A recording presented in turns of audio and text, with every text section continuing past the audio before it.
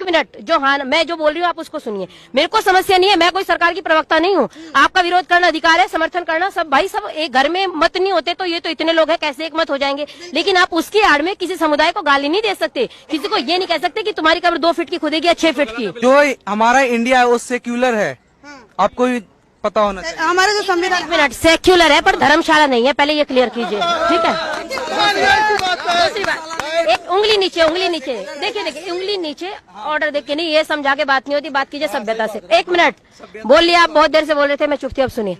6 नागरिक, आप ये बताइए, पहली बात ननकाना साहिब पे हमला हुआ, ये बोलेंगे नहीं क्योंकि ये कहेंगे अरे हम तो दोनों तरफ हैं, हम नहीं बोलते। ननकाना साहिब पे हमला करने की तुम्हारी औकात कैसे हुई? हम भारतीय हैं, हम किसी भी समुदाय के हैं, लेकिन हमारे भारत के किसी भी नागरिक को, चीन में अभी देखिए वायरस फैला, हमारे देश के लोगों को, मैंने उसकी तरफ नहीं किया, मैंने किसी व्यक्ति की तरफ नहीं किया, विरोध करने के लिए विरोध नहीं कीजिए, थोड़ा दिमाग लगा के विरोध कीजिए। उसने कहा एक वायरस आया तो भारत के लोगों को बुला लिया गया, पाकिस्तान के लोगों की वहां की वीडियो सुनिए उन बच्चों की।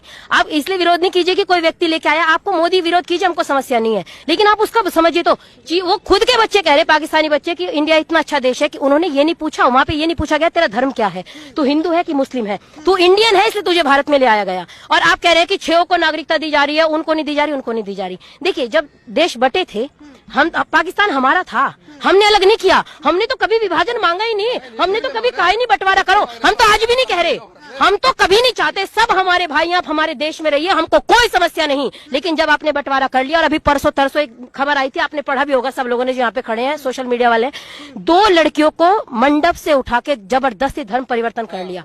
आज आप 1 मिनट, सीए पे आपको समस्या है, आपकी आवाज नहीं खुलती, वो मेरी और आपकी बहनें हो सकती थी। अगर मेरी बहन को कोई मंडप से उठा के ले जाए, हम उसको कच्चा चबा जाएंगे। और वहां पे 2 बहनें उठा ली गई, और ये सीए का विरोध करने वाले एक बार उस मुद्दे पे बात नहीं करते। और अगर आप विरोध भी कर रहे हैं, अगर मीडिया आ रहा है तो आप बात कीजिए ना, एक महिला बात कीजिए ना, फलाने को नहीं नागरिकता दी जा रही। अरे भाई साहब, जब सबको भारत की नागरिकता चाहिए तो बंटवारा क्या कद्दू बनाने के लिए लिया था? बंटवारा घुइयां छीलने के लिए किया था? क्यों बंटवारा किया था? सब रह तो रहे थे, आज ही आ गए। अफगानिस्तान इस्लामिक देश है, इंडिया सेक्युलर देश है, सेक्युलर देश है, तो कोई कागज मत दिखाओ, सब आ जाओ, धर्मशाला है। अपने घर में हम किसी की एंट्री कराते हैं तो उसको देखते हैं पहले ये कौन है, और भारत में कोई भी आएगा हम कहेंगे तू कागज मत दिखा, तू भारत में रहे, तू यहाँ का नागरिक है, हम कैसे स्वीकार करेंगे? आप देखिए, देश को मजाक मत बनाइए, ये देश है, इसको हम भारत माँ कहते हैं, वेद कहता है माता भूमि पुत्रम पृथिव्या, ये भूमि मेरी माँ है और हम इसके पुत्र हैं। तो प्रत्येक पुत्र पुत्री का, आज हमारे देश की हालत ये है कि लोग भारत माँ को गाली दे जाते हैं, और उस संसद भवन के अंदर जिसको लोकतंत्र का मंदिर कहा जाता है, क्या गुजरती होगी इस भारत माँ पे?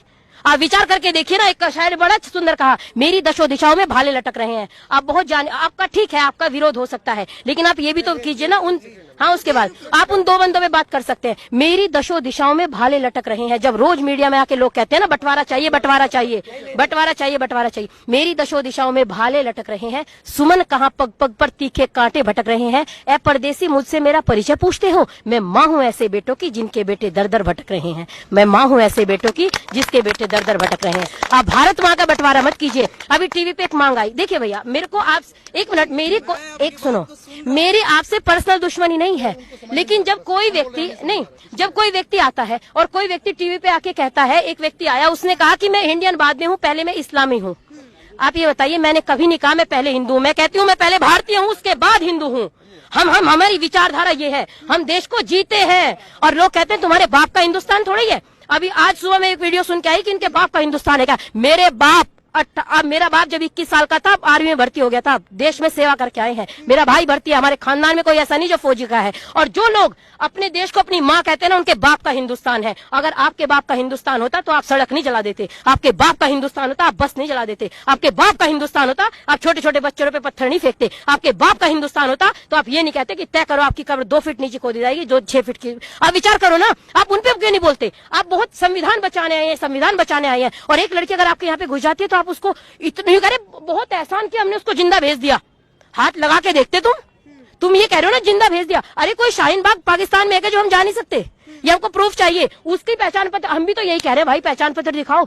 और देखिए कोई जबरदस्ती, आप भारत के नागरिक हैं, आप हमारे भाई हैं। एक मुस्लिम भाई का इतना सुंदर इंटरव्यू में उसका सुन रही थी, उसने कहा बरगलाया जा रहा है, हमारे विरुद्ध कुछ नहीं है।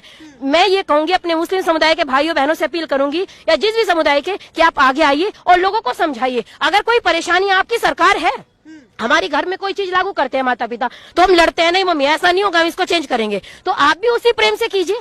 आप शाहीन बाग रोक के बैठ गए, कितने बच्चों की नौकरी छूट गई। जो बच्चा प्राइवेट नौकरी करता है और अपने घर में कमाने वाला अकेला है, गाल बजाना बहुत आसान होता है, बोलना बहुत आसान होता है, जब दिल पे गुजरती है तब पता लगता है। उस बच्चे की नौकरी छूट गई, अपने घर वालों को रोटी कहाँ से देगा। एक जवान लड़के की जब नौकरी छूटती है ना, उसको पूछ के देखिए कितना दर्द होता है। आप उस मुद्दे पे बात नहीं करते। 40 दिन एक रोड बंद कर दी, यहाँ पे हम रोड बंद करके बैठ जाए, अर्थव्यवस्था हिल जाती है एक रोड से। और 50-50 दिन से वो कह रहे हैं दुकान वाले प्लीज दुकान खोलने दो, प्लीज दुकान खोलने दो, हमारी दुकानों का सामान सड़ गया। आप उस मुद्दे पे क्यों नहीं बात करते। हम बिल का समर्थन विरोध करना आपका दायित्व है, आप कुछ भी कीजिए। आप स्वस्तिक का चिन्ह बना रहे हैं, उस पर झाड़ू फेंक के मार रहे हैं। आप कब तक हम सब अपमान सहेंगे। हमारे प्रतीकों का अपमान कर रहे हो। आपने ओम लिखा और ओम पे इतने गंदे शब्द, केरल से वो पोस्टर वायरल हुआ था, आपने पढ़ा होगा। आप विचार कीजिए, ओम को कोई अपशब्द कहे हम कैसे स्वीकार करेंगे। आप हमारे स्वस्तिक का अपमान करें हम कैसे स्वीकार करेंगे। आप राम को रोज गाली देते हम कैसे स्वीकार करेंगे। आप, मेरा निवेदन है, आप उन मुद्दों पे भी बात कीजिए। सरकार का विरोध करना, समर्थन करना सबका अधिकार है। जितने लोग यहाँ पे खड़े हैं, जरूरी नहीं मेरी विचारधारा है, सबके अपनी विचारधारा हो सकती है, लेकिन किसी भी कम्युनिटी का सम्मान करना ये हमारा भारत कहता है। हम प्रत्येक व्यक्ति को प्यार से रखते हैं। अरे मेरा देश धरती के समुन्नत भाल जैसा है, इसकी पावन संस्कृति शुभ टकसाल जैसा है। और